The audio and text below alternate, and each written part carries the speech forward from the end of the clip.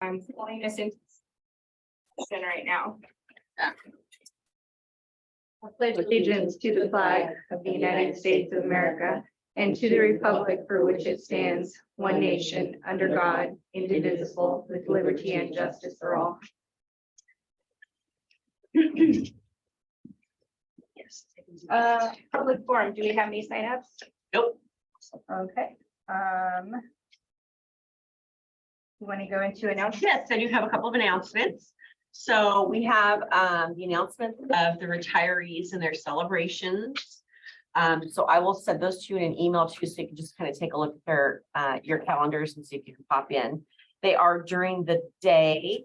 And so June 14th from 2:45 to 4 p.m. we're recognizing Kay Gage, Winnell Detweiler, and Eleanor Piazza. They're all at the elementary school and they are retiring.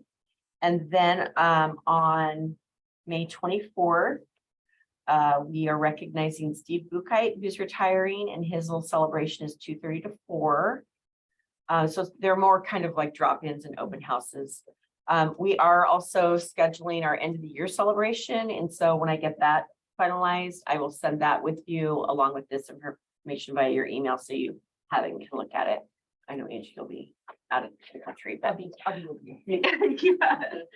And then the only other announcement that I had is that we had talked about having on tonight's agenda an action item with regard to the license bargaining agreement. But because we were kind of unsure about if we were going to have a quorum or what was going to happen, I decided that we would postpone that until June. And then hopefully at that time we'll have classified done as well. And you can just ratify both agree with both MOUs or ratify one and MOU one, and then we can move forward. Okay, so. Does anyone find any issues with the regular and executive session minutes from April 18th? And we also had a working and executive session April 4th as well. Nope, everything's fine. Okay, and then any other motions from one of you? Thank you. So are my motion on this?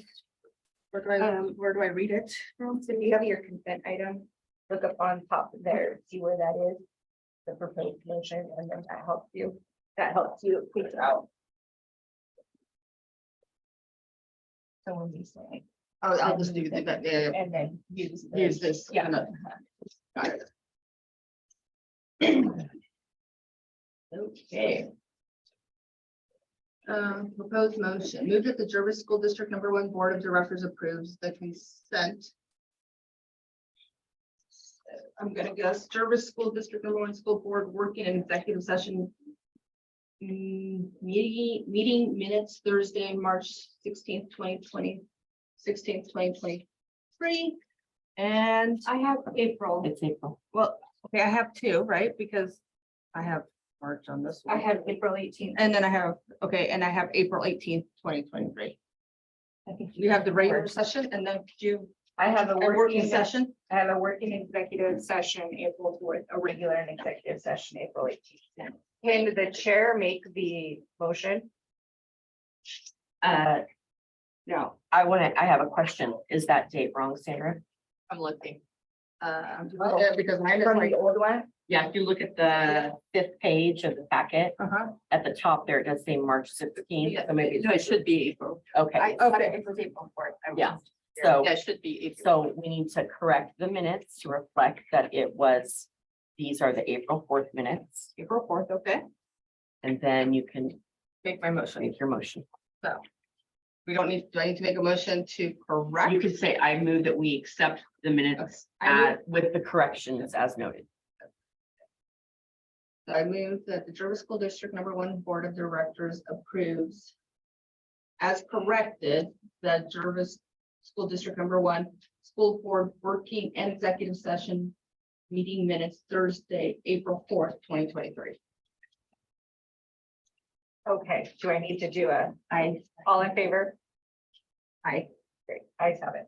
Okay. And then the same thing for the 18th, And now, April 18th. April Two 18th. sections. okay, the other one, the Yeah. Tuesday one.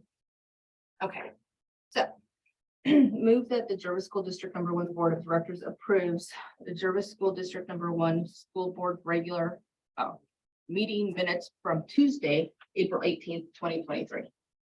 Seconded. All in favor? Aye. Guys have it. Do we need to read the public forum since we don't have anybody? We don't have anybody in person, obviously. I don't think that we have anybody online.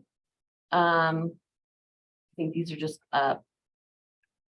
audience members. Okay, well then, if anybody does want to speak, we have a 3-minute rule. Please don't talk about individual school personnel. And we're good to go. Okay, report. So I know we have a student council report, but I don't see Ashton online yet. Andrew, do you want to unmute and let us know if there's an update about Ashton attending? Yes, he told me he was going to be here. I just sent him the link again 5 minutes ago. So he should be here. So we'll go ahead and move through the rest of the reports. Then when he pops on, I'll go ahead and put him That's into perfect. the session. Thank you. Yeah, he said he was having some technical difficulties, but That happens. Okay. Okay, so then it looks like you're on to Dr. Helms. Like a thief in the night. Sure. I apologize. I was chaperoning my 3rd graders field trip today. And then That's 5-year-olds exhausting on its own. karate practice. I am fully immersed in the world of daddy daycare and. Okay, deep breath. Hi, Good nice evening, to everybody. see you. Nice to see you all as well. So I've got a number of slides that are just gonna kind of go through my buckets. I tried to keep it data light because I think my board report had a little bit more of the data side of the house, but I can answer questions from either side of it. And then I'll have a preliminary report of how we did with ELD so far, because that's been a big focus of us for the year. And we're just now starting to get in the bulk of all the scores. So that'll be my tail end of my slides. First one is special education. We're wrapping up the school year. This is a very busy time for case managers as they are preparing to, especially for those that are moving from 5th grade to 6th grade or from 8th grade to 9th grade, that I've spoken with all the principals to make sure that they are very specific in giving their case managers time to get together and talk about those students on IEPs or Section 504 plans that are going to be transitioning from one building to another. So not the fear isn't that anybody gets lost in the process, but the fear is that a student that's new to 6th grade would show up and that case manager is looking at that file for the first time. I want them to be able to look at it in the spring so they can ask questions and talk to each other and kind of, so there's a lot of work that's kind of finishing out the year right now. We're also up against a number of deadlines in terms of eligibilities, and Jill Woodard, who's our district psychologist, is absolutely fantastic, and she's earning every penny of her paycheck at the moment because she is testing and doing a little bit more of that. So our high school FLC class, they visited the planetarium at Shemeketa pretty recently, which is fantastic. For them to be able to get out and about and go on a field trip together, and it was terrific weather for them. And then that picture over there, I loved it because that's Miss So, she's a 2-3 blend teacher. That's Abriel with his 1-to-1. He's in our elementary FLC. He's actually not assigned to that class at any time during his day, but she was playing the guitar as part of what she does in curriculum. And he heard it as they were walking the hallways, and he was like, I'm gonna go participate. I love that. And he walked in and sat down in the front of the room. And what I love most is that she kept playing and the kids kept learning, and it wasn't a disruption. And I think it's a single moment that highlights the importance of having a culture and climate that's inclusionary in nature for special education. You can have a child that does that, and it's like, okay, let's just keep rolling with it because it's fantastic. And I mean, he was there for a few minutes, and it's Look at the bucket. smile on Oh, his face. he was loving it. So it was great. Next is early learning. So there is a lot going on with early learning. They are, now that the weather has turned well, they are in the garden a lot. They are hatching butterflies. They are doing greenhouse windows. They're getting their hands dirty. They're plant stuff. It's fantastic. The entire, all 60 of them, it took them 3 days, but they all went to the Gilbert House on a field trip, which was fantastic. So that was a really fun experience for them. We had a staff morale event pretty recently because it's preschool daycare. It's hard work. It truly is. So we had a mobile escape room that actually came to us, which is really fun. I don't know if you're familiar with escape rooms, but we actually threw a grant from Melinda Fitzhenry, like they covered most of it. They actually came to us and they set up shop in one of the classrooms, and they were separated into different groups and they had to try to solve it. And really, really fun. And they've just done a ton of professional development this year. I mean, like several orders of magnitude of PD more than they have in previous years. They are exhausted, but they are actually becoming a well-oiled machine when it comes to early learning and best practices. And Beth Flores, who's the woman we hired in the fall to be our program coordinator for the preschool, she's been fantastic. I mean, she's got Head Start experience, and she's doing terrific work with them. So couldn't be more excited. Next is migrant newcomers. What I'd like to highlight is not this coming week, but the following week, we are sending 9 migrant students to Washington, DC for a week. It is all expenses paid trip by the Willamette ESD. They're covering the cost of the entire thing plus one chaperone. And then we're going to use an internal grant we have to cover a second chaperone, just to make sure that they've got enough coverage and everybody's good. And we used some special grant money to make sure that they have brand new walking shoes if they needed it. They've got brand new suitcases if they needed it. But they're going to go to Washington, DC for a week, and their schedule, I mean, you can see how busy it is. It's not just visiting museums or things like that. Like they're going to Capitol Hill for a day. They're going to do a White House study visit for a day. They're going to do a number of things. And so we've got, I think it's about 8 to 10 of our high school migrant students that leave the Sunday after next to go on this trip. And I think it's one of those formative experiences you could have for any child, but for students that do identify as migrant, that's like, to be able to get out of Jervis, to be able to get out of Oregon, to be able to go do something like this. I mean, this could be a change agent in how they just perceive their world. How did you choose the students? So Were able to go? So we actually opened it up for all of the migrant students that were at the high school, and we were prepared to, there was, I think 14 or 15 that were eligible. We were prepared to try to fund all of them. But there were just some parents that said, I'm not comfortable with my child going cross country for 8 days. There was actually 1 or 2 children that said, I've got some conflicts, I can't go. And we tried to work with them, but we by no means forced their hand. And if they said, no, it's not for me, then we said, totally understand. So any high school student who qualifies as a migrant student that wanted to go is going. Yeah. That's awesome. Yeah, it was by no means like, look, we didn't like open up grade books and be like, you have to have a certain GPA. Like that was not even on the table of consideration. Because we wanted them to have this experience regardless of any other factor going on. Because sometimes an experience like this can change the way you want to do school. Yeah. It's so, yeah, so we're really excited for them to have this trip and then come back and tell us all about it. And maybe if the board's willing, we can have a few of them come to a board meeting at some point. Talk about it. Yeah, that'd be lovely. We're in the throes of beginning to plan for summer school. I'm sure you are, if you're reading the news, you're watching the reports that come out of the Capitol that the state is not funding summer school like they have the past several years. So the majority of our summer school this year, it's going to be a slimmed down version. It's going to be kind of cobbled together from a couple of different funding sources. Kindergarten Jumpstart, we have a Jumpstart grant that will cover any incoming kindergartner that wants to attend. They will be able to attend it. Mr. Price and the elementary school and his staff, they're going to kind of coordinate it because it's their building and their program. And so We don't know the dates yet, but we're gonna open it up for any kindergartner that's pre-registered. They'll be able to come in, spend a week or two learning about rules and routines, and here's what the building looks like, and all of those social emotional types of things, and get to know teachers and familiar faces and things like that.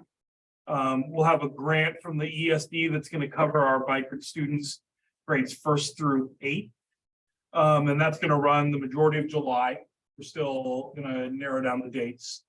And then we actually just got word 2 days ago that we got awarded a $15,000 grant that won't allow us to add more students or more staff, but it is a grant that is intended to amplify the program you do have with computer science activities based in STEAM and STEM type learning.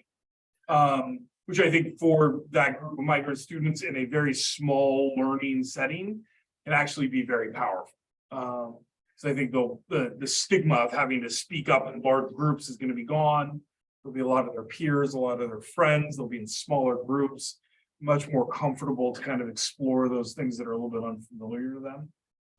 And then high school, Mr. Amon and his staff will coordinate a 9th through 12th grade, very aggressive credit recovery program last 2 weeks in June. So we will still have children in the building over the summer. We still have a vibrant summer school to the best of our ability to do it. It's going to be limited in terms of the last couple of years because the state's just not providing funding.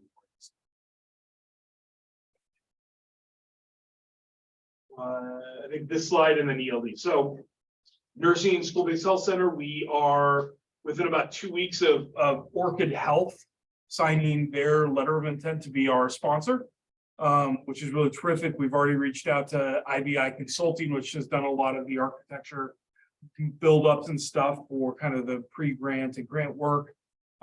They've done a full mock-up model for Sam Brown on how to convert that into a clinic. We're going over that pretty extensively right now. We honestly would not look at cutting a ribbon until like September of 24, not this September, because of the improvements at Sam Brown that are needed, and it's Orchid Health's timeline, their ability to kind of navigate and sponsor us. But we would attempt to navigate maybe potentially some degree of like telehealth next year. We're not looking at the full details of what that would look like yet. But I think this is something we'll definitely make sure that every step of the way, Amy and the board is just fully briefed on before decisions are actually made, just so you're very comfortable as to like how this is evolving, what it's looking like, and what kind of services we're going to provide. And we want to be very sensitive to what the community has asked for. But at the same time, we want to make sure, because we know that there are parts of opening up a school-based health center there's precedents in other districts where it has gone very smooth. And there are times where it has not gone particularly smooth. And I think when it has not gone particularly smooth, that is because there's been a lack of transparency.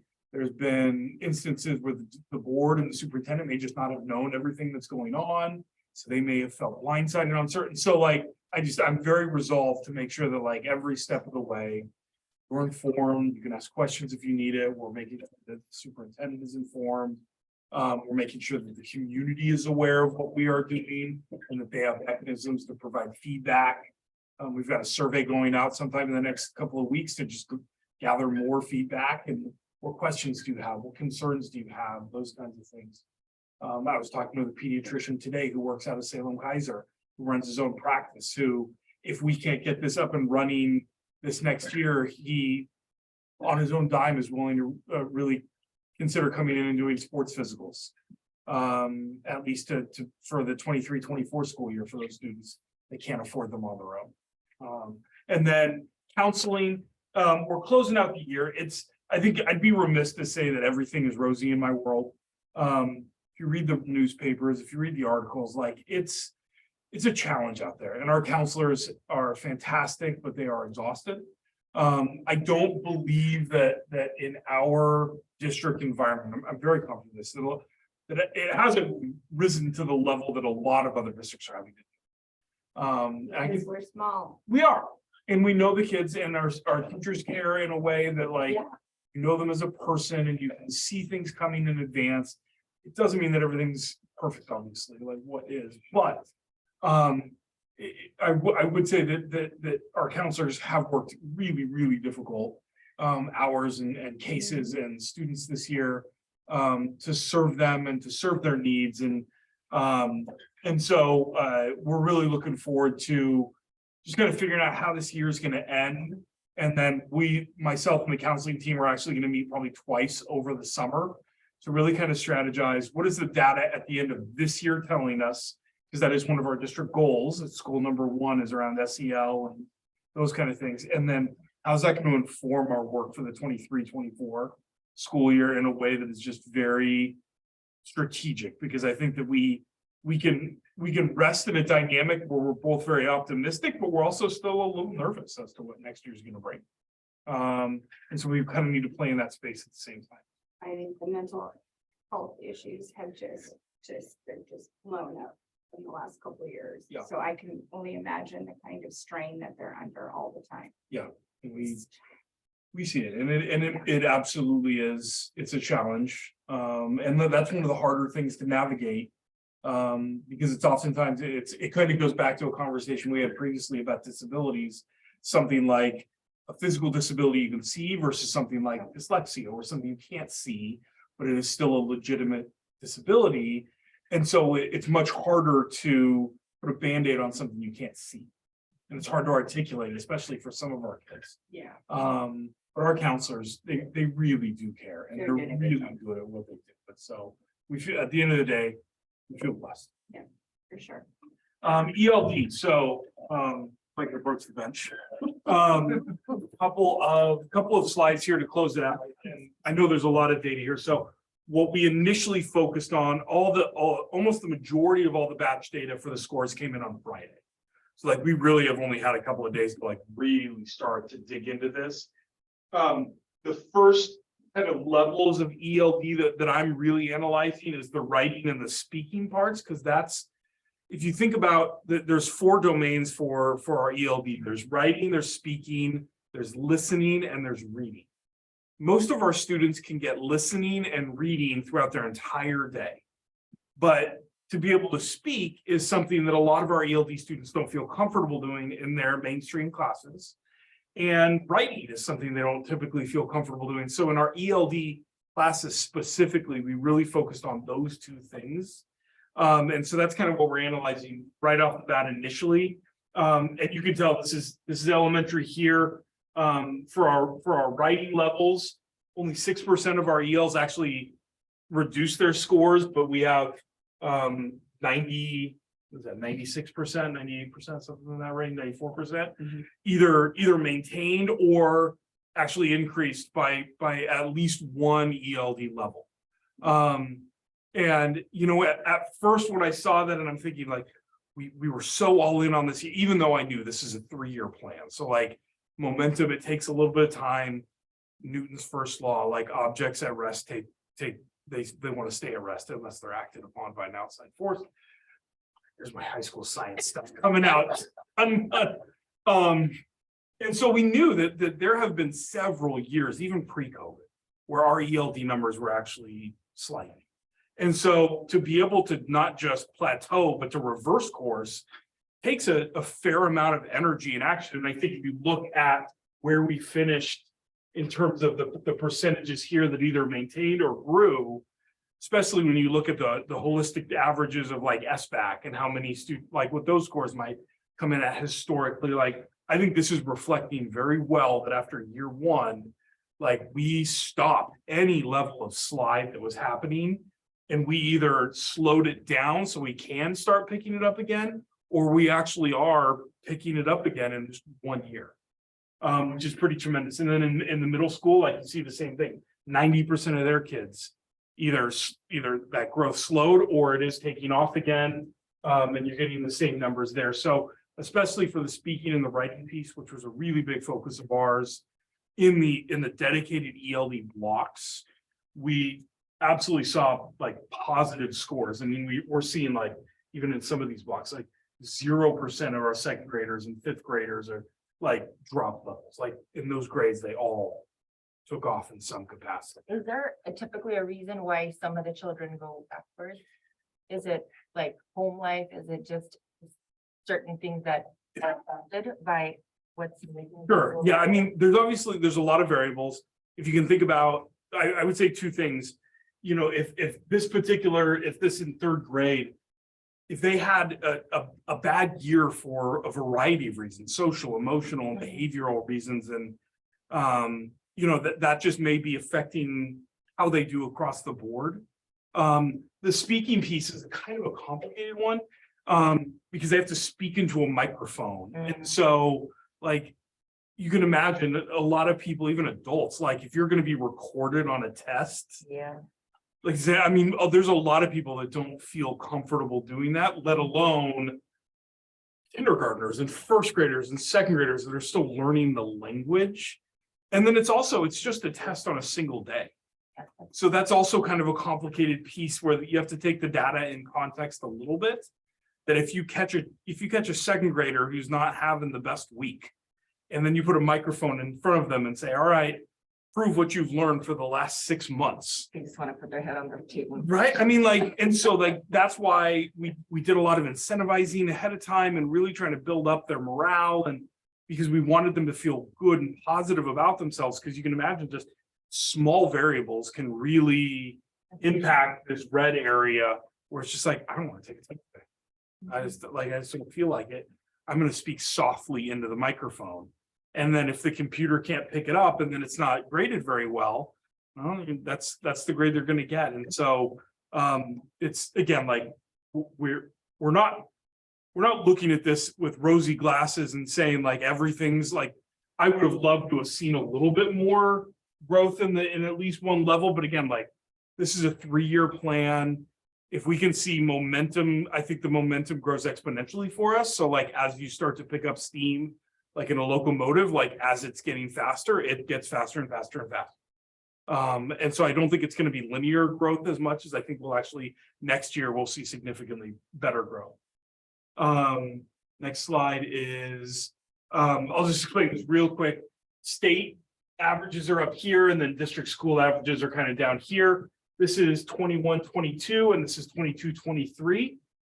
So this is just a snapshot of 4th grade data kind of individually, but you can see last year, the average scale score for like writing and for speaking for the state, 492 and 513 respectively. And then for our district, scores that were notably lower. But then this year, you see 495, 513 for the state. And then for our district, we are now above state average. Nice. Awesome. And that's a snapshot of 4th grade, but it's pretty consistent across the board for the elementary school. So again, that's kind of what I mean by like in just 1 year, we've actually kind of shifted the momentum where it's like, oh, we're onto something here. That's really cool. Yeah, so I think it's just really kind of exciting to kind of see the data in different ways, and like something like that shows us that in past years, for several years, like we were living below state averages. And then with Mr. Gomez and Ms. Cruz and all of our ELD teachers and the IAs and all of the work that they've done, and then the Rising Tide Lifts All Boats. So iReady improves all their stuff that they're doing. New reading curriculum improves all the stuff that they're doing. Everything kind of holistically, we're now seeing our EL starting to perform above state average in a number of these categories, which is really terrific. And then lastly, the 2 slides that are just really anecdotal.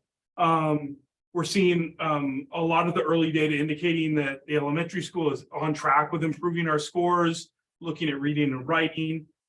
This is where I just kind of covered. We're seeing a number of our ELs testing proficient, which is you're testing out of, I think the last count is we're still getting the data in. We're somewhere between 15 and 20 of our upper level ELs that have just passed ELPA and they're out. Which is pretty terrific. We had 3 5th graders that scored a perfect score on all domains, which is really terrific. 10 of our 2nd through 4th graders moved all up into the passing level in every domain except for 1, which means we find these 10 in September and we're like, here's the skill we are working on. Like you've demonstrated proficiency in all those others. We have this one skill and we are just going to laser focus on that. And they're going to be out at the end of next year. half of Mrs. Cruz's K through 3 beginning level kids are moving up. This is our, I mean, so like, this is our, that are really formative learners. A number of them were speaking only Spanish at the beginning of the year. They're moving up to intermediate next year.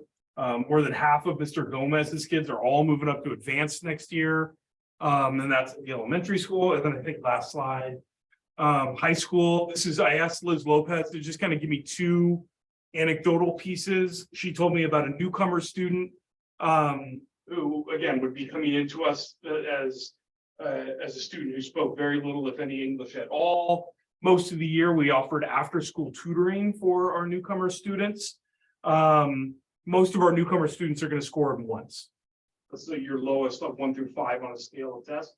Most of our newcomers are scoring 1s across the board when they do their initial testing. She did after-school tutoring with Marsal and with Liz Lopez consistently throughout the year. She worked really hard, scoring 3s now on a number of her domains, which is a really big jump in it. And then one thing that we really focused on a number of teachers throughout the buildings, kind of building up these word walls, these visual things in the classrooms that connect key vocabulary with what they're learning with, either their reading curriculum or their math curriculum or their science curriculum, and putting it up there so the ELs, when they hear a word, they can look up there and kind of connect it to something visual or something that's organized. And what we're seeing, and this is kind of that next level of data analysis, is which one of the ELs that were coming from our teachers that were consistently using the word walls, what do their scores look like compared to our ELs who are rostered with teachers who may not have been consistently using some of these things, and kind of analyzing what does that look like, because then that empowers myself and the ELD team during in-service to go to the entire teaching staff and be like, it's not just me. Let your peers tell you that when you do the things that we're recommending, it works. And so that's kind of what we're doing right now, but we're seeing really good stuff there. So you should have more analysis in June if you're ready for it. It'll be interesting to compare it. Yeah. That's what I'm looking forward to. So, I think so too. yeah. I'm so impressed. with I am the very ideas. impressed. Yeah. That's awesome. Yeah, it's exciting. I mean, I feel optimistic as we finish out this year. And I think it puts us in a really good space moving into next year in terms of, we know where we're at. We know some of the things that are truly working, and let's leverage those. And I could say, obviously, Dandy and the building principals have been nothing but supportive of our ELD program. Like, let's move the needle. And this 3-year plan, which is aggressive, certainly, strangely enough, may actually be attainable. And put us in a really, and I'm about to release the Q4 newsletter for ELD. And the theme that I'm putting in there is, we are a few short years away from being the predominant school of districts of our ilk in the state for an ELD program. And that's what I'm going to push out to the staff. That's our goal, is not just our ELs passing, but I want statewide for districts of our ilk, of our size, of our community, be like, how do you do ELD? And the first district that comes to mind when they start asking ODE or anybody else, like, go talk to Jervis. Like, that's what the staff's gonna hear from me if they finish this year, is like, we're 1 of 3 years away from that coming to fruition. That's very cool. Yeah. I'm very impressed. Yeah. Hard We're job. excited. Good job. Thank you. Thank you. So it looks like we have Ashton here. We want to go ahead and let him give his student body report. Ashton, can you hear me? Hi guys, I can hear you. I'm sorry for the late intrusion. I got my break at 6:15, or I got my break at 6 and it was gonna go till 15, and then I couldn't get into the darn meet, and so now I'm in my car. It's like a bajillion degrees in here. I'm sorry if I'm like frazzled. But yeah, I'm sorry I'm late. But yeah, I'll give you guys a quick rundown. I don't have my paper with me today. I'm sorry, a bit unorganized, but yeah, so first thing is prom went really well, in my opinion. Lots of kids said it was lots of fun. The turnout was amazing. And, you know, I think the Great Gatsby theme was really good. It was just such a broad category, if that makes sense. And, you know, I think everybody got to fit into the theme really well. And yeah, the Spirit Week was lots of fun. Everybody seemed to enjoy that as well. The seniors won the trip for our Spirit Points to go to, I believe it's Bullwinkles. So that's going to be lots of fun to go to. And yeah, what else is happening? I'm so sorry. It is like so hot in my car and I do not have my paper with me, guys. Are you ready for graduation, Ashton? I am ready for the school year to be over. I'm only a junior, but graduation next year, it will be awesome. Yeah. Oh, one thing I did want to talk about is the kids seem to be really wanting the bond to pass. And I think I was talking to the vice president today and she agrees that I think it's reflecting hopefully well on the parents because the school is kind of just buzzing with how it'd be really nice for Joy Kepner's room to be remade. And people are finding like M&Ms from 1987 and like little slots in there. You know, it's awfully old and AC that we could use would be really nice. So yeah, the school is really buzzing about the bond and I'm hoping that would reflect very well upon the parents. And yeah, I think that's all I have for you guys right now. Question. Yeah, I'm sorry you have to be in your car. Are you no, it working is. at the place? I am. I'm working at Papa Murphy's right now, and I'm just kind of in the parking lot. Thanks, Ashton. Thanks. We'll let you get back to work. Yeah. Have a Okay, good one.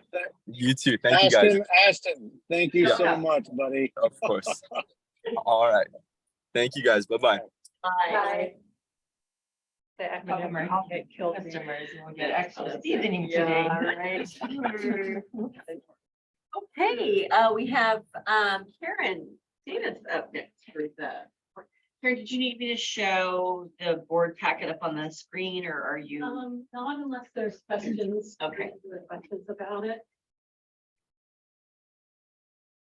Table back. Great, ruinous eyes. I was.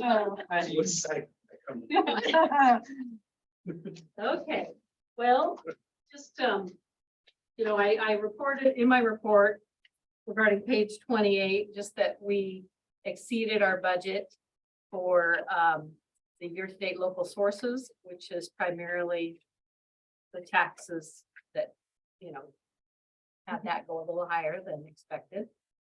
And it just all plays into the state school fund formula, so, you know, it won't matter in the end. And then on page 33, I did a little calculation through the front line. They're projecting, you know, where the month-end fund balance will be. And I put 100 general fund and 105 grant indirects because those are kind of our operating 100 fund accounts. And, you know, I think it's going to be slightly lower than what's projected on there. I think it's going to be closer to about 1.89 million, which is what we budgeted for and needed. Every penny of it in our budget. So then in the, I noted down here a couple items that are coming in the June board meeting. One of them is the, you know, improvement projects, which I wanted to wait until, you know, the bond results before I presented that report. But also I talked about a resolution regarding modified accrual to modified cash. So I just wanted to talk a little bit about that. So you're kind of have it in your head of what I'm talking about if I present the resolution next month. So the auditor is the one that's recommending to their clients that they switch to modified cash basis accounting. We currently use modified accrual based accounting for our budgetary and fund financial reporting. And we use full accrual basis for accounting for the government-wide reports. So, and these are in compliance with GAAP, which is a generally accepted accounting principles, which is what the auditor attests to in our audit. They say that, you know, this followed GAAP principles. So there were the latest GASB, which is the Government Accounting Standards Board, they have given us two new GASB requirements, GASB 87, GASB 96. And 87 addresses the treatment of leases in our reporting. And GASB 96 is guidance on SBITs, which, another acronym for subscription-based information technology agreements. And we have both of these items, but I'm not sure it warrants. I'm just kind of diving into this more to make sure, does it, because basically there's some other options too. We can do this debt book thing where they will do all of the counting related to the pieces we need, but that comes at a cost. The auditor says that if we're on modified accrual, our audits are going to be costing us more. But if we have debt book, then it won't cost us, as much. But if we do cash base, then it will be even better. And they feel like GASB is going to continue coming out with these new requirements. And so, I'm just kind of looking at all different pieces of this and is it worth it? Is it not worth it? And also just, they put out some names of places that use modified cash, and that includes the Secretary of the State, the Oregon Department of Revenue, Oregon Department of Education, and the Federal Single Audit Clearinghouse all use modified cash. But these places do not have to go out and sell bonds. So that comes into play with this. So I don't know if, I've asked, can I ask for the do the resolution and get that, but then not use it because because it's kind of like I have to do it in June if I'm going to apply it to 22-23. So I'm going to work through all these things and then I'm going to come with the recommendation.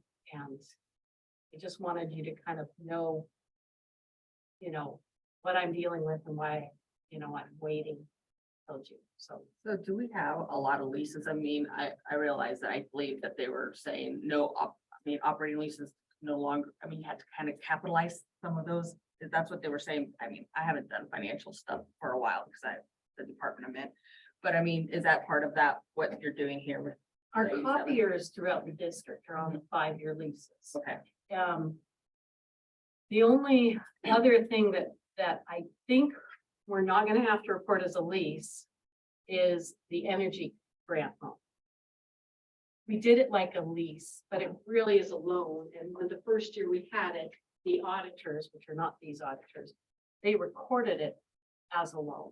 Oh, so it's a capitalized lease then? Right. Right, okay. So we did it that way. So I think that we're, okay on that one, but what we do on the, have subscription-based tech agreements, but a lot of them are year to year. So we're not like LinkedIn for like 5 years to have to use it. We, so I've got to review those and see, do we have any where we have signed an agreement, say, we're gonna do this for 5 years, because that counts, whereas the 1 year, and it just renews, do you want to renew this year? Sure, we'll renew. Those don't count, right? So, it really is, what do we have? I gotta dig through everything and see what those agreements are, and is it worth it? Is it not? So, anyway, so I just wanted to kind of give you a little background on that. And are there any questions about the financials or? Okay, thank you. That was super helpful. Sure. Okay. Okay, on my report, I just wanted to give you an update about the state school fund. You may or may not be aware that the revenue forecast came out again today. And shocking record kicker checks, record money and budget for the next biennium. And so as soon as we got that information, COSA sent us all a message about what we should pass on to our representatives. So I emailed Representative Kramer right away and advocating why 9.9 was insufficient. And I got a response back from her handler. The Joint Ways and Means has come in at 10.1. And so Representative Cream, each representative is entitled to have 5 priority bills. One of her priority bills was extra funding for WACA. Her second one was asking for 10-4. And the first time she introduced it, it was defeated. But now they feel like that there is support for the budget to go up to 10-4. So she's going to reintroduce that concept in a different bill. So they've asked us to share, even though 10-1 is obviously higher than 9-9, it still results in reductions in most districts. So we'll be sharing what 10-1 does to us. So I'm a little more hopeful than I was before. So that's good news. More to come on that. And then the rest of my report, we'll talk about the bond in discussion items. So if you have any other questions about my report overall, answer those, or otherwise we'll go. Yeah, I think we can move into Sounds work good. focus. Does any of the members have anything to?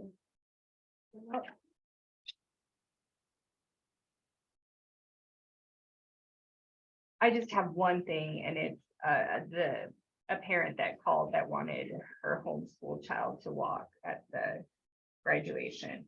And I know it's in policy that unless you have a diploma from Jervis, that you can't do that. But I don't know which policy, and I'm thinking, is it something feasible that we could do later if this ever comes up again, where there's an exception to the superintendent or the board? Okay, in that. I can pull the policy with the associated AR for your next meeting, so you can take a look at that. Yeah, I mean, it's too late Yeah. now, but I just wanted to make sure Yeah. that Mhm. we're able to maybe do that, Sure. because I know our homeschool students do participate in sports programs and those kinds of things, and I recognize that they don't have that opportunity or whatever, but also we have to follow our policies, and that's just kind of how it is. So if we want changes, we have to be able to fix that. So that was just my only discussion. It has to be like an exclusive thing for, Well, once you start making yeah, the once you start exceptions, making exceptions, that's the other problem. exceptions come up. Yeah, and so that's why I wanted to talk about it, not just say, let's do it, Yeah. but like, that's exactly why we Yeah. have policies. Unfortunately. So we'll pull, ensure- make sure we pull the policy and we can make it as a discussion item for your June. Yeah. meeting. That sounds good. That's the only thing I had. You have a revised consent agenda outside of your packet? Yeah.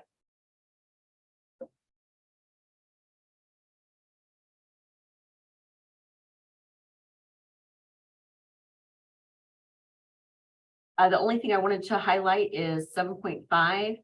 You'll see that we're asking for approval for Mrs. Shirley to go to the it's a science conference. So these are the kids that won the ability to send their project up to the space station. They've been invited to attend a conference and present. And so the teacher will go for sure. We know one student is going to go, the other student that's a little bit more questionable and iffy. Her parents are hesitant to allow her to go to the East Coast. So I said, well, let's get board approval first, and then we'll work on the logistics to get you there. And have parent meetings like that. So very exciting opportunity for them. That's an awesome. Yeah, that's I think great. that's wonderful. Yeah, yeah. Okay, well then, if there wasn't anything else in the consent item, does anybody, one of you would like to make a motion for the consent items to be approved in minutes? You do so good, go for it. I move that the Jervis School District #1 Board of Directors approve the consent item as listed in mass. Do you want me to read each one? No, we can just do it that way. I second it. All in favor? Aye. I saw it. Okay, you're on to action item 8.1. You have all of these policies for second reading. So you saw them last month in first meeting, or first reading. And I did not receive any questions or suggestions or corrections. The only question I have would be on the program exceptions. Where it says this district will determine if credit will be granted for any alternative activity. When we say the district, are we talking about the teacher?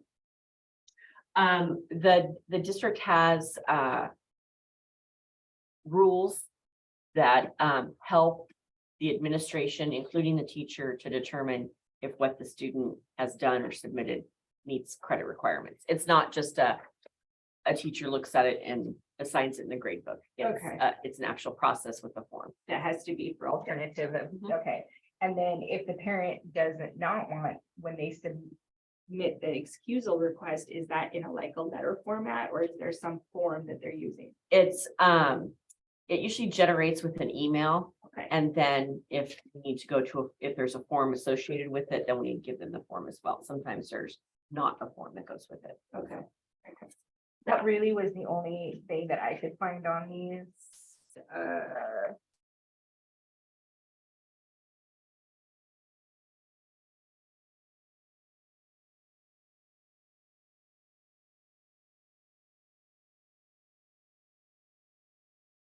Well, I do have a question on, I guess, which is the expulsion. Okay. When we talk in number 2, when we talk about other strategies to change the student's conduct, is there some sort of list of alternative strategies that we use? Sure, we have, each building has, strategies that are age appropriate. So for instance, what you might use with a kindergartner is probably not what you're gonna use with the senior in high school. So, Okay. starting obviously with the least punitive and, moving up. Okay.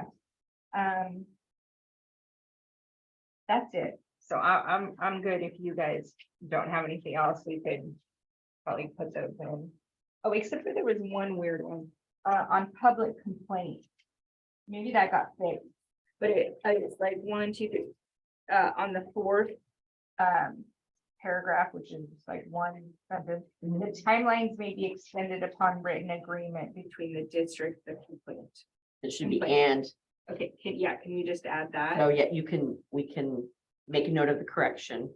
And then when you make the motion, when you get to policy KL and KL with noted correction. Maria, we'll just note that. Yeah. Got it. Okay. Okay, doke, artichoke, you read it? Okay.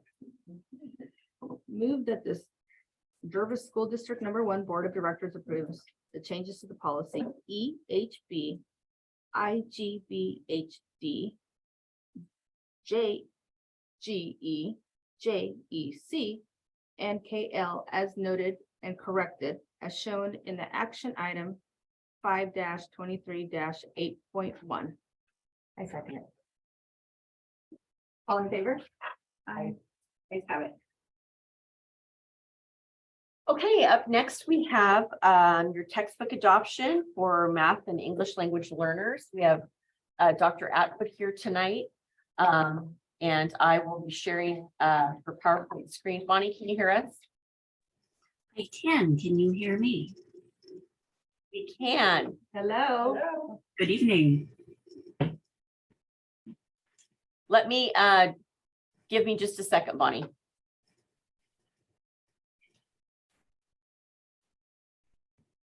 Okay, let me close this one out. And can you see your presentation, Bonnie? Yes. Okay, I'll start the show. The show There we go. sounds so exciting. I would love to begin with like a music dance number and take it from there. Unfortunately, I just get to talk about the adoption process in the district and the math curricula that our committees are recommending for adoption. Our adoption process is based on Oregon legislation, and you can see it on the screen here. This is the actual text of the legislation. However, the bullets and the highlights are mine. I wanted to point out just a few of the key elements here. Adoption for curricular programs is on a 7-year cycle. Last year, we adopted language arts. This year is the math year, and next year will be the science year.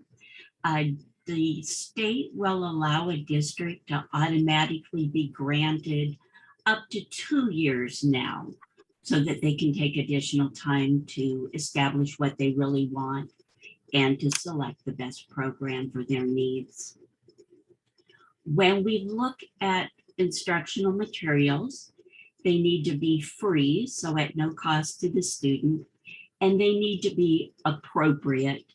And appropriate encompasses a whole lot here, but the part that I think is really important is that we want materials that are appropriate to a particular district.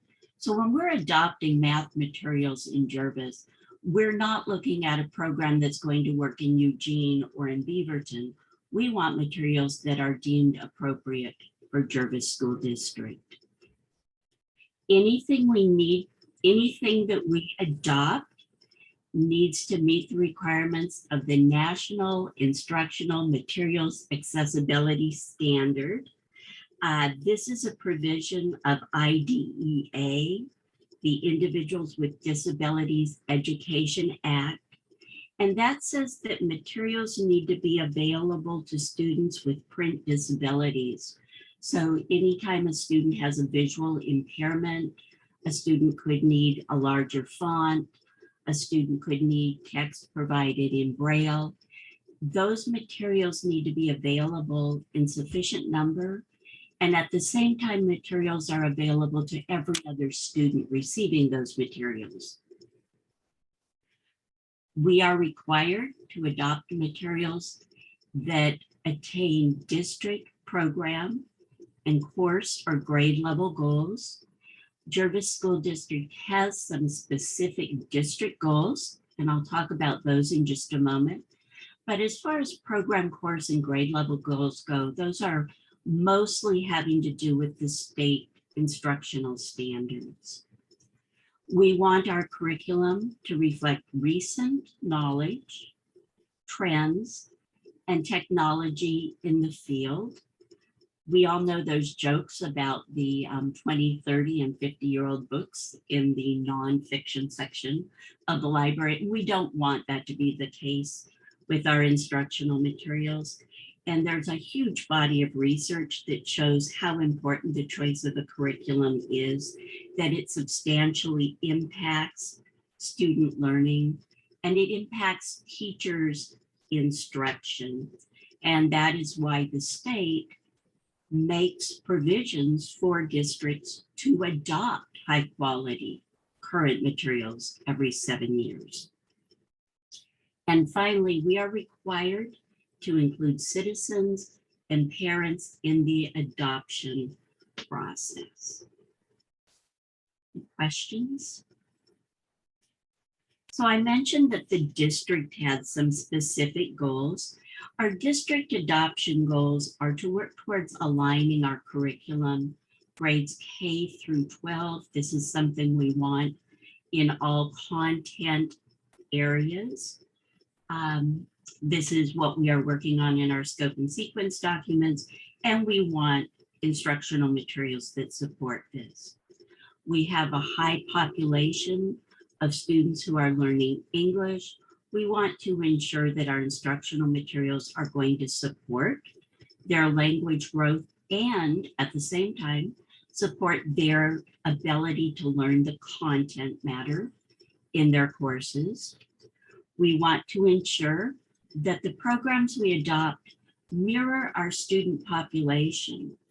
And when we talk about curriculum, we a lot of times talk about curriculum being mirrors and windows and doors. And the idea is when a student looks in a mirror, the student sees a reflection of his or herself back. And students should see themselves so that they can make connections with those curricular programs. We want our programs to be like windows so that students can see other people and the world beyond their own experience.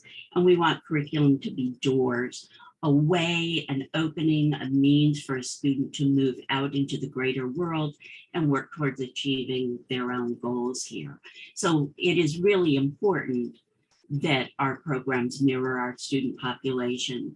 And we look for that in the authors represented in the text and the images we're working on math. So students should be able to see themselves in their story problems or their families or their culture represented there. And this is also a state goal for this year's math adoption. We want our programs to include on grade level intervention and enrichment for students.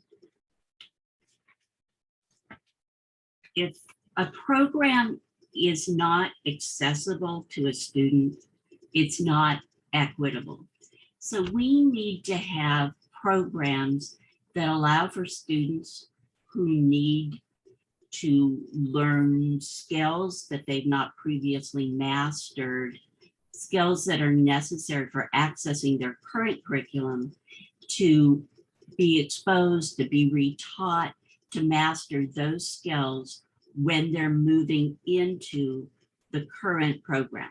So there should be that built-in intervention piece for students who need that. But whenever we teach a skill, there are going to be some students who have already mastered that skill. And so we need to have opportunities for those students to practice applying the skill or to extend or enrich their knowledge in those areas. So a good program is going to teach the grade level skill, but it's also going to raise up students who need raising up from the bottom and raise up students who need raising up from the top of that. We want our curriculum to include standards-based assessment so that we can look at a student's learning and know where that learning aligns or doesn't align with the state standards. And a lot of programs anymore include the Common Core state standards, but we are looking for programs that address the Oregon standards more specifically so that we're not always having to do a translation process. It is district policy to adopt both hard copy and digital format of curriculum. This was already a movement in progress pre-pandemic. And I think after the pandemic, maybe we think about it as, oh, that's in case we ever need to return to distant learning. But it's more than that because it provides options for the students.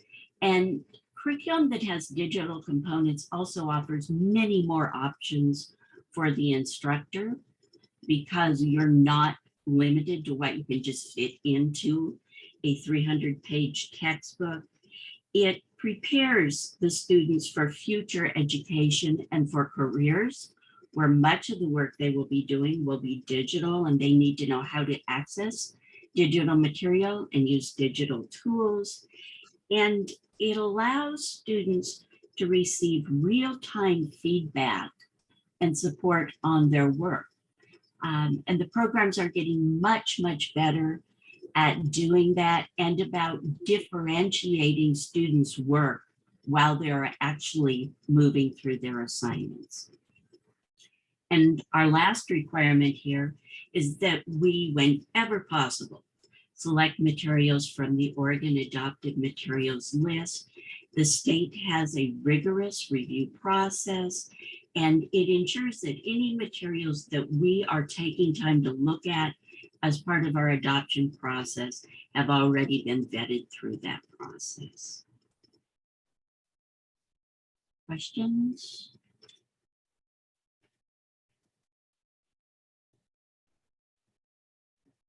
How do you go about, I mean, yes, the state has certain types of programs. How do you go about actually narrowing that down for the district? Funny, you want to go ahead and answer that? Absolutely. Every program that has been reviewed by the state has a scorecard where we can go in, we can look at the scores that the program received in each area of the review, as well as read any comments that the reviewers submitted there. We can read reviews on programs by organizations that simply review programs for school districts. We can communicate with other districts to know which programs they have used, are currently using, are looking at for adoptions. There are presentations that are available where we can actually attend those and hear the publishers and their representatives present the programs. And then I look to see which of those programs meet those district adoption requirements that were listed on the previous slide. And oftentimes that narrows down a fair number of them. And at that point, looking at those programs that are remaining and trying to align those with building level goals for programs. How many programs are initially on the list can vary substantially. So for our most recent math adoption, I believe there were 11 elementary school math programs on the list. And for the English language proficiency, the ELP program that we're currently in the process of looking at adoptions for, there are only 2 programs on the list. And certainly we want to give teachers a selection of programs so they can find a good fit. But we also know it takes a great deal of time to review a program. And we know that 11 would be too many for teachers to work with. In the case of the ELP program, I wish I could offer more than 2. For our math adoption, the elementary school worked with the lowest number of programs, 3. The middle school worked with the greatest number of programs, because one of our goals is to align curricula K-12. And so we try to identify programs that span across more than one grade band. So we would like to offer teachers a program that's available at, say, the elementary school and the middle school, or the middle school and the high school. So the middle school teachers looked at programs that were available on both sides of their program. Did that answer the question, or was there something more specific you were looking for? I was just trying to see how you narrowed it down. Thank you. Yes, you're welcome. We want to involve not just parents, but community members as well in our adoption process. This is one of our great challenges.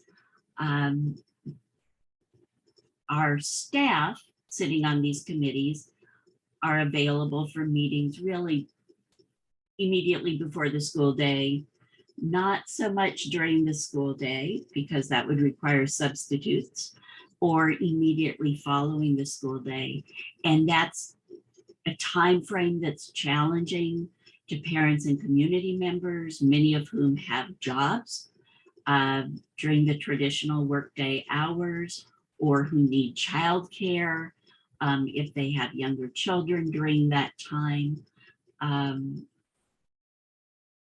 And when we can bring in parent volunteers to sit on these committees, like I said, that's the ideal, that's what we want, because we can't always ensure that happens, or we've had parents start the adoption process with us and then excuse themselves during the process.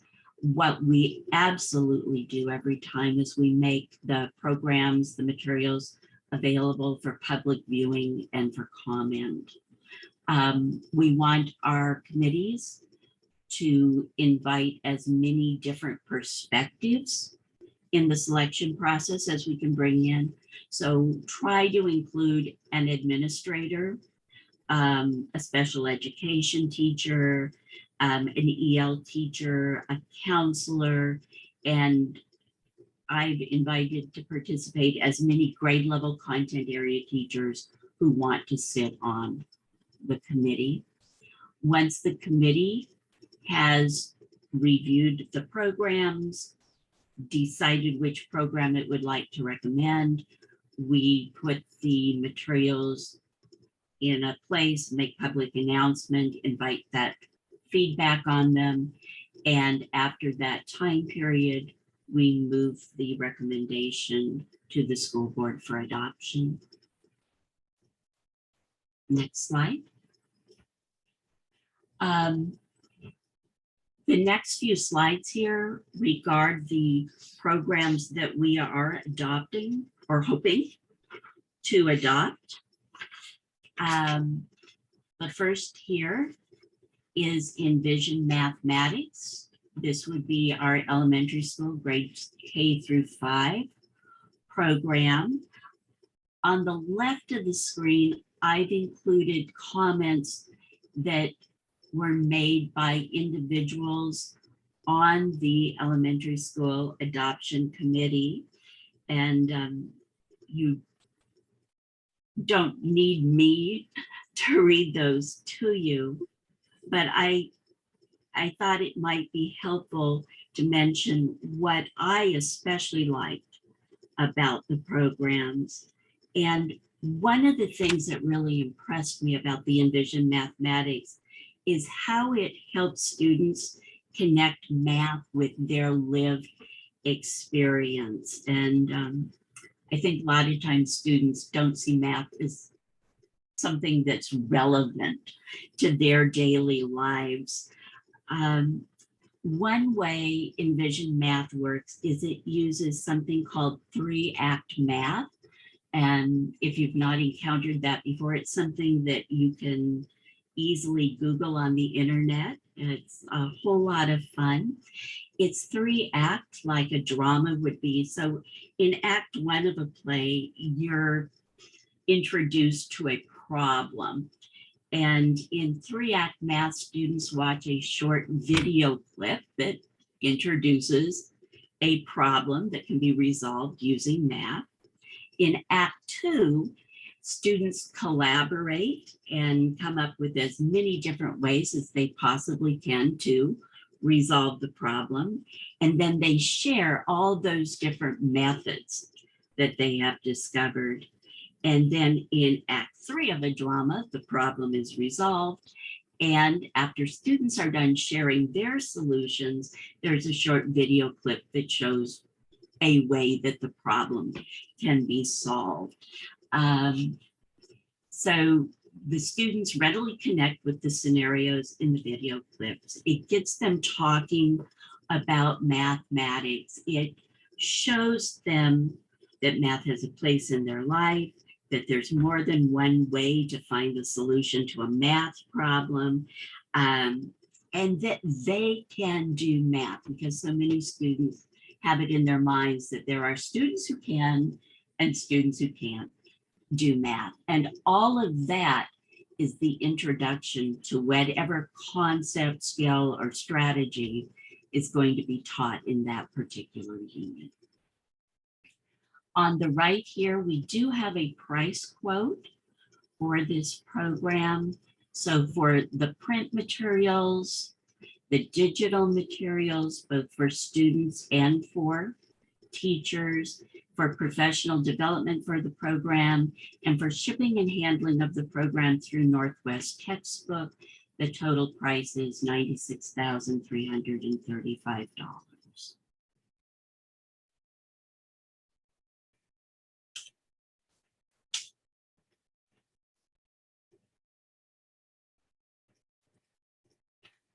The second program listed here is EdGems. This is our middle school program. And again, the slide has the same layout here. On the left are reviewer comments made by our committee members. I probably should mention, we are viewing the math curriculum adoption as 3 adoptions in that we had 3 separate committees. We had one committee for the elementary school, one committee for the middle school, and one committee for the high school here. EdGems is a really interesting program because generally speaking, math programs start out as an elementary school math program, and then the publisher expands that program to include the middle school level and maybe the high school level, or they start from the other direction. They're initially a high school math program that works its way down to being a middle school program and also being an elementary school program. And when teachers look at programs, they oftentimes can say, oh, this was a program that started at the elementary or that started at the high school, and therefore it doesn't fully meet our needs. What makes this program, EdGems, a really special program is that it is a middle school program. It was developed as a middle school program. It is only a middle school program. Its author, developer is Shannon McCaw, who was a middle school math teacher in Beaverton, Oregon. This is not the first edition of the program. In fact, our middle school is currently using an earlier edition of the program with great success. But this latest edition of the program was written working from the Oregon math standards.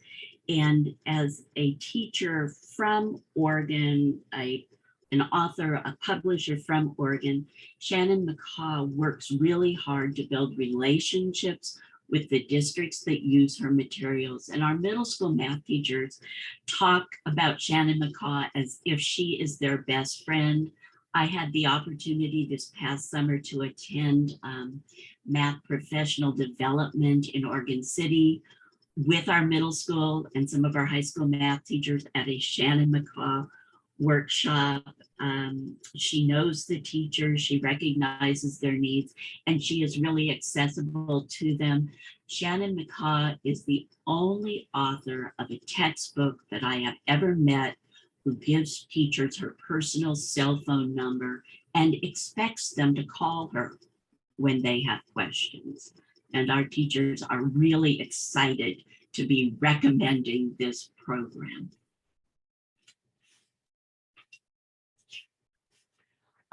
I requested the price quote for this program just yesterday morning.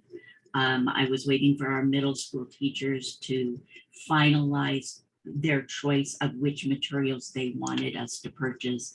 And I heard back today with prices for professional development, but I've not yet received a price quote back for the materials themselves.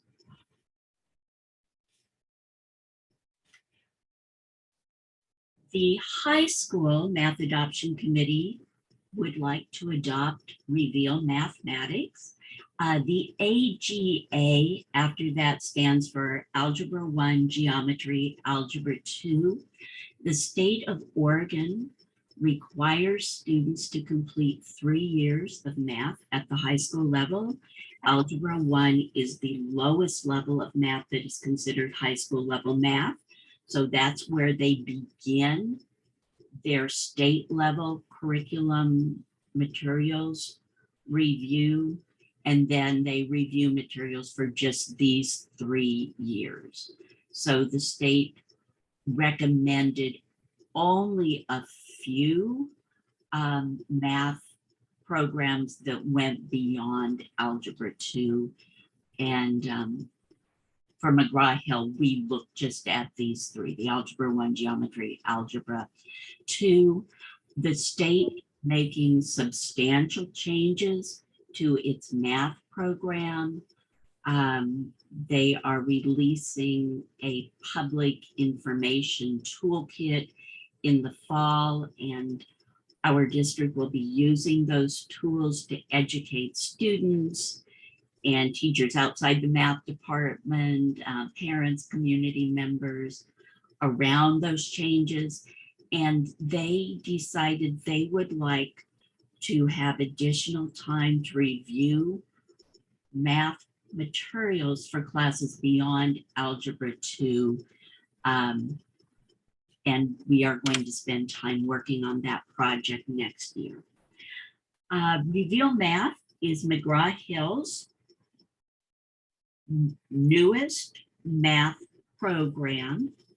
And what I personally really liked about the program is that the technology is, as one teacher put it, and I initially typed this up under the reviewer comments, and then I removed it because it didn't quite communicate perhaps the right level of professionalism.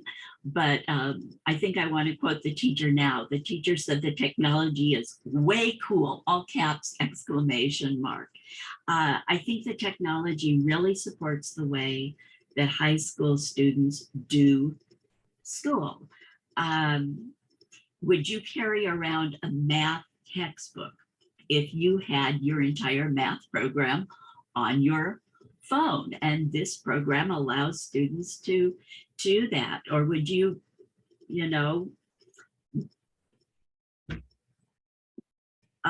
want to do math on paper and pencil if you could download all of your assignments onto a device, and then you could do them with or without internet access. And it has all the tools built in, the digital tools built in that students need in order to do their math. So it has a graphing calculator, it has drawing tools, it has measuring tools, it has equation editors. Everything is just built into the program already. And it uses software in really interesting ways to let students visualize solutions to problems. And then once they can visualize what's happening in the world of physics or engineering or mathematics, then they look for ways of expressing those equations mathematically. And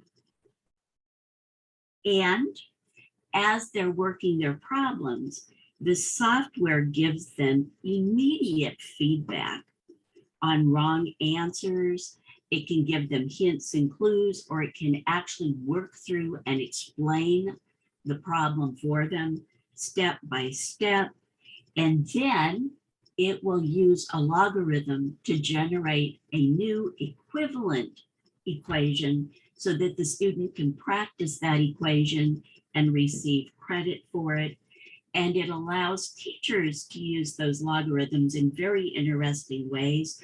For example, a teacher can take a set of equations on an assignment or on an assessment and have the software generate a separate assignment or test for every student in a class. And all of those equations are equivalent, just the numbers are different there, so that students are able to help one another, but not just give each other the answers.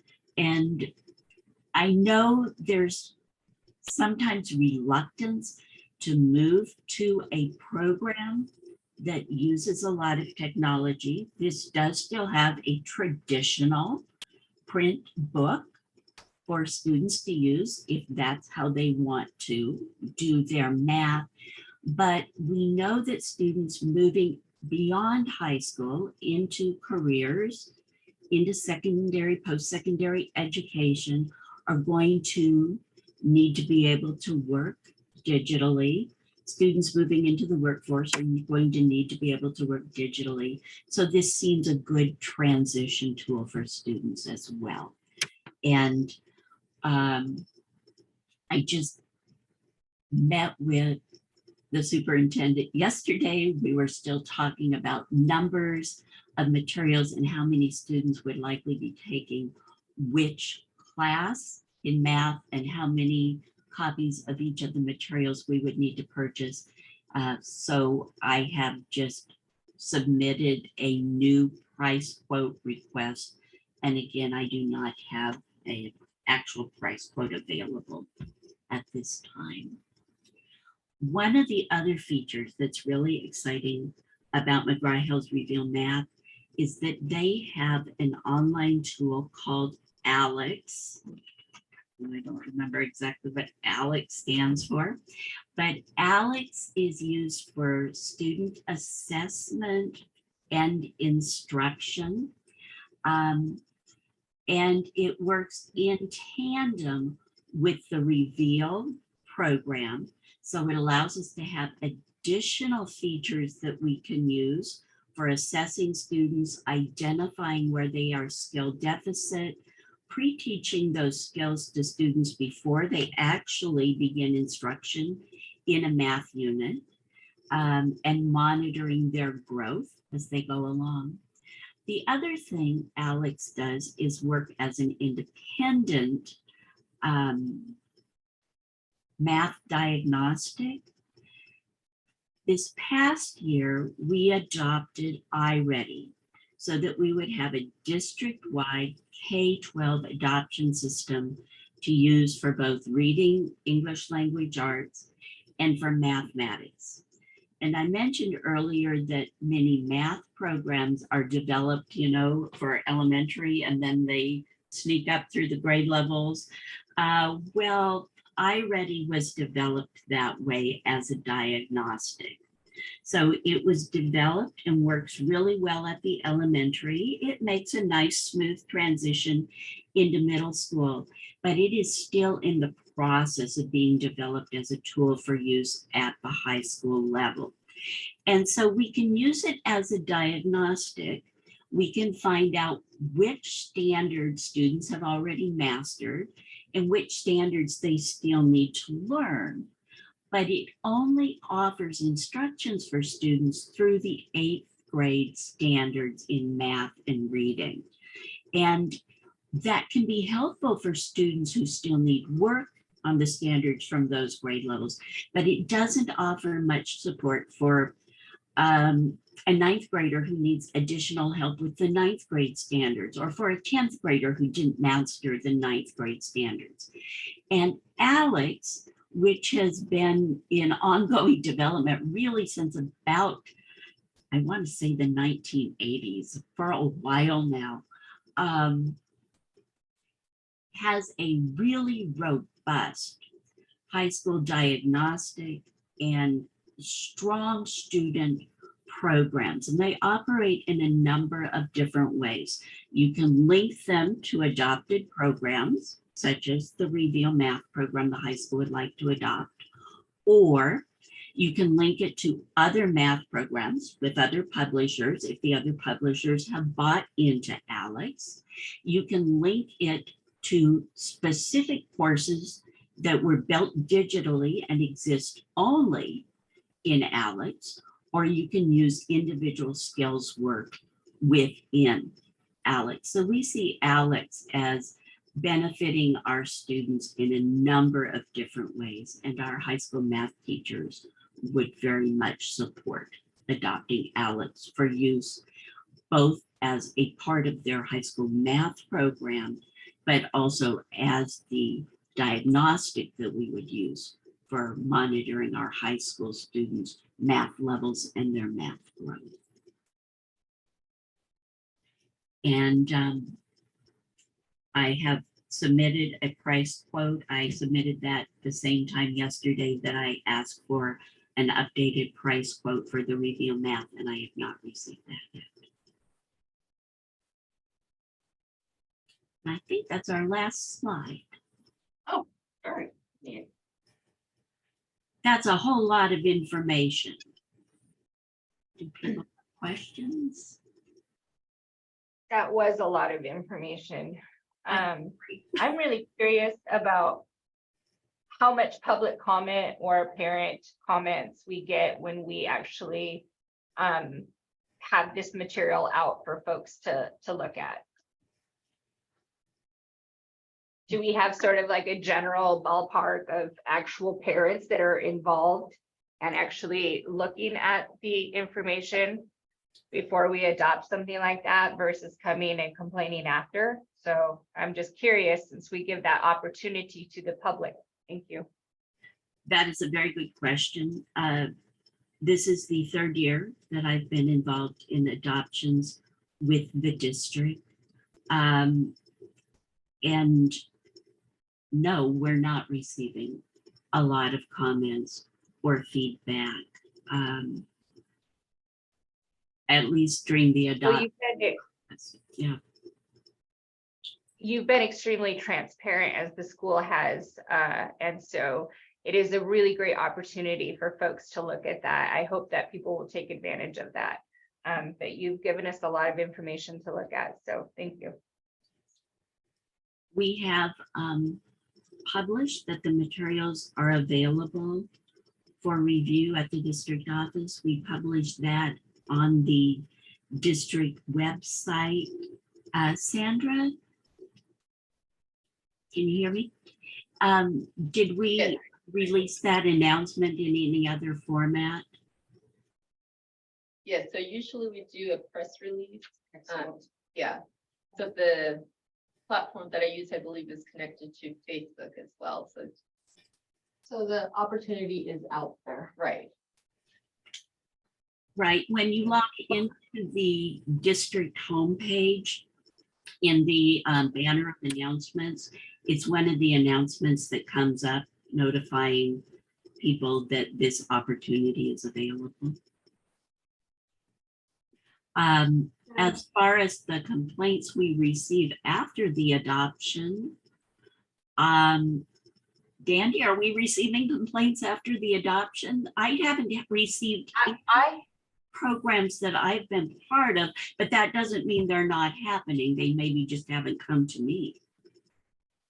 And I haven't fielded any. I know that we've had questions about health curriculum.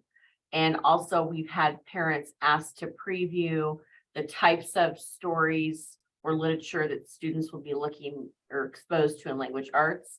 But I have only had one person come in that I'm aware of to review language arts materials last year, who came in with kind of a preconceived notion of what she was going to be finding and did not find that. So, so it's, I think we're doing a good job in terms of making sure we have things available for them. Oh, Yeah. you've done a phenomenal job. I mean, you've been very transparent. All the work you've done with putting out the curriculum online for the AC. I think we're so ahead of the curve on all that, that if you have a question, please go look. Yeah, so. And I also. Go ahead.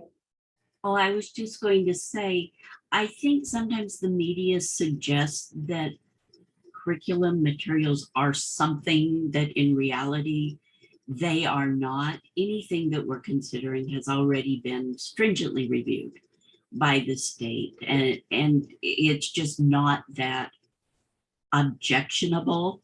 And our teachers don't want to deal with parental complaints. That's a real distraction to learning.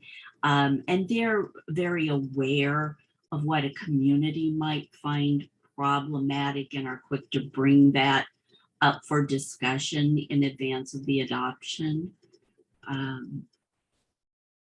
And so I know I can't speak for everybody, but I think people who have questions or concerns when they come in and look will hopefully be reassured that this is pretty, I don't want to say mundane, suggests somehow that our program's not dynamic. But, most people would find it acceptable. Well, I will say on the lit and English side, I have a student in the school and their teacher is great about sending me a list of the books. So I know if there's something in there, I would just prefer, my child not to participate in that particular book. There's lots of other options as well. And I also think that the work that you're doing in steering us in a digital capacity is exactly where we need to be. Yep. Our kids have learned on electronics. That is where our future is and what we're doing right now. And that's where we need to be moving as well. And I think that the pandemic kind of solidified that as well. So great job. Thank you, Bonnie. Did you have anything else you wanted to add, or I I think think I've said enough, probably. Thank Thank you. Thank you so much, Bonnie. Have a great meeting.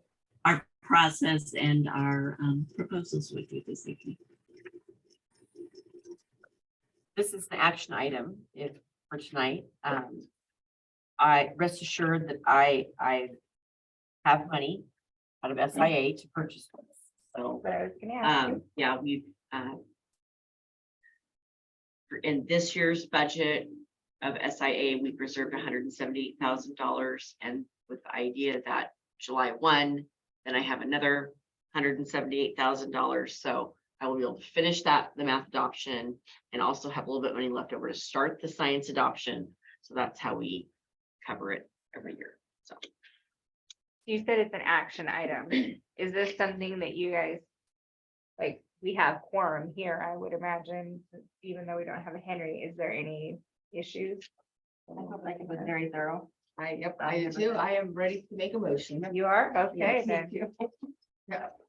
Move that the Jervis School District #1 Board of Directors approve the textbook adaptation for math and English language learners as presented by Dr. I second it. All in favor? Aye. I just have it. Great.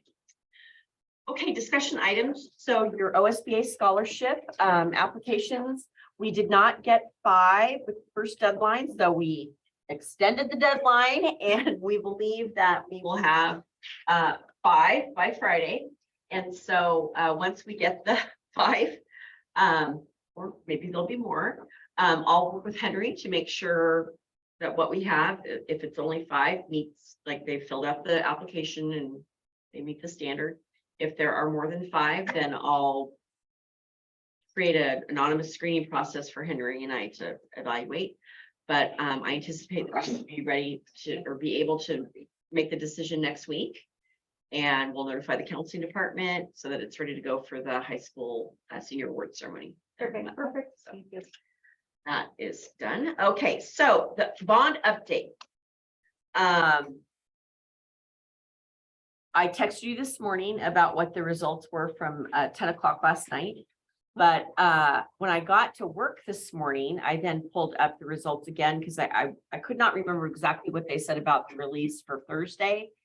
And the page looked different. I went, what's going on here? So they dumped another release at 11:30 last night. I was not staying up till 11:30. And so what happens is that, and I learned this from last year, is that once they start dumping the results or unloading the results, the previous results disappear. So I obviously have last year's final certified results, but I'm not able to track what did it look like last year at 8:05 and last year at 10:15 and the next day. So I started saving those documents so that I could compare. And while yes, the bond's still losing, we've made up 6 votes in terms of swinging it. And so, right now we're losing by about 144 votes, but the in-town votes and the people that mailed their ballots in fairly close to the election have not been tallied yet. And I think we're going to get the swing. I think the people that voted no got their ballots in early. And as I'm comparing precinct totals with what we have from last year's finals compared to what's coming in this year. So for example, at 11:30 last night dump for in town, we had 193 yes votes and 153 no votes for a total of 346 votes. Well, last year, you only had, where'd it go? You only had a total of 392 votes cast. So you're already getting more votes cast in the preliminary results than the final tally, right? Yeah, from last year. So again, in town, right now you have 193 yes votes. Last year you had a total of 219. And in town, you're up by 83 registered voters. So we have 83 more registered voters. And every place else is, well, there's one that's up by 1 out of town. and another one up by 7, and the rest are down by 10, down by 8, down by 6. Those are our negative people. We know that they have voted no. But when I look at their yes votes that are being tallied compared to last year's final, I'm feeling like there's possibly a shift happening. There, when I looked at the numbers. So I also looked at the Yeah. numbers, I was like, okay, I think what did we, it get defeated by last time? It was like 38 to. I mean, we The didn't. percentage, you Yeah, mean? the percentage. Oh, yeah, And we're already at 42% Yes. versus last year, and this is before the final. yeah, So I mean, we've already Yeah. turned the tide a little bit from Yeah. that aspect. That's how I was looking at it. yeah. Last year, the final vote was 57.16% no against the ballot. And yes was 42.84%. With, remember, in town, only having a 30% voter turnout. After last night's 11:30 dump, in town, we're already at 24%. And right now, it's still, it's 42.83 for the bond right now and 57% against. So I feel like, and when I've looked at previous election results, it's the no has always been about that 57, 58, 59%. So I feel like we've convinced them. I don't want to jinx it. No, No, I don't either, but I mean, like, Yeah. It does stress me out too. Yeah, I just can. I'm twitchy. It's kind of fun because yesterday, Isabel, we had a little get together and Isabel's friends were dropping off their ballots last night, at the very last minute.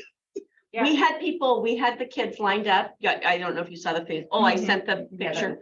We had the kids lined up on the street there, and people were driving by in their cars honking, waving their ballots at the kids as they were going towards the ballot box. So, I did not believe we would know last night. I don't believe we're really gonna know tomorrow. I think that It'll be it'll be next week. We have until the 20th, right? They have to certify the results by June 12th. For June 12th. Mhm. Okay. When I stopped by my dad's house, I was like, where's I nailed it. So I don't know what else we could have done. We'll just wait and see what happens, and then we'll move forward. I do have some of the Dutch Bros gift cards left because I didn't get 40 kids out on any one event. Are you guys okay if I give them to both the middle school and the high school to do like an attendance incentives or a reward or something like that? Absolutely. Catch a kid being good. Yeah, absolutely. Okay. They love that kind of stuff. So I will be texting you. I don't know what time the next dump will be tomorrow. Just keep texting. You might not like my response. I like it.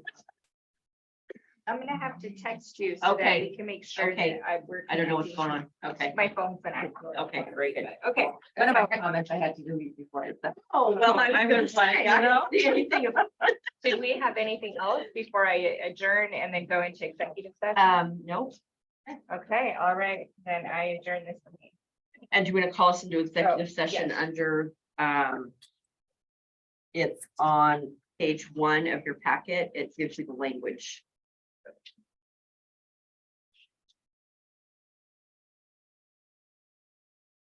At the bottom. Yes. The Jervis School District #1 School Board, Jervis, Oregon, will hold an executive session under ORS 192.6602. D, labor negotiation consultation at the district office conference room and via Zoom online platform on Wednesday, May 17th, 2023, immediately following the regular session. All right, I'm going to end the meeting here.